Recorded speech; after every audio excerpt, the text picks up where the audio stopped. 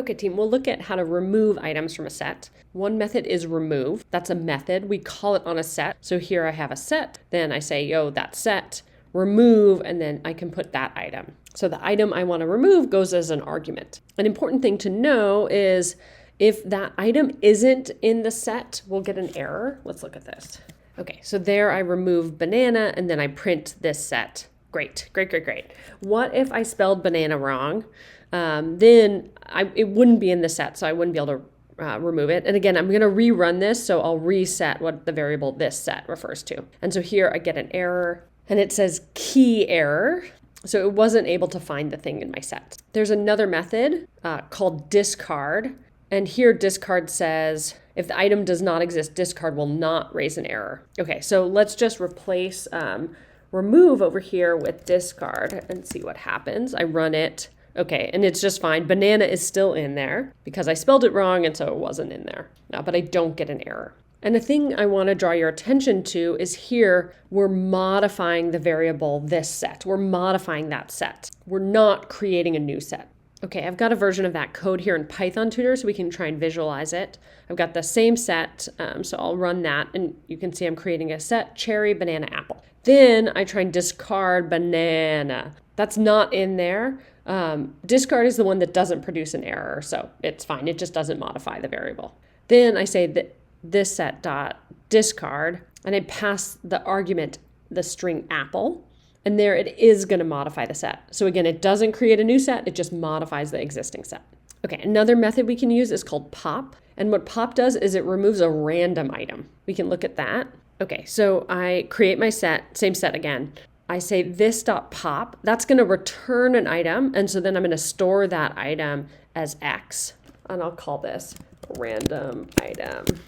I'll update that here. And I can sometimes it's helpful to be a little clearer with our print statements.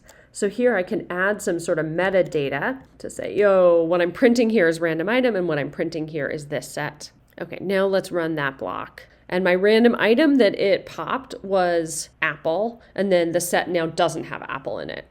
And we can't count on it returning any particular item because it is random.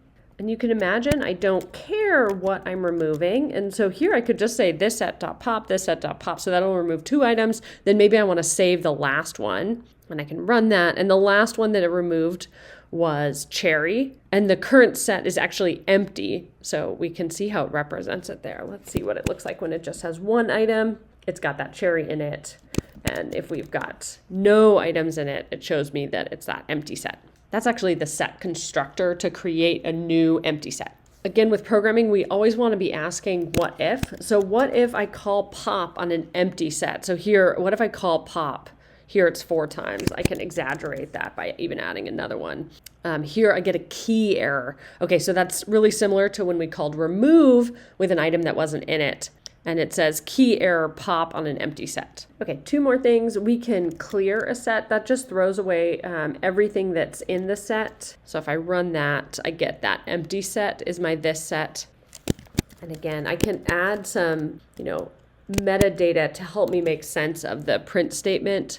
I think that can be really helpful to be like, oh yeah, this set is that empty set. And then last, we can use delete to actually delete this set entirely.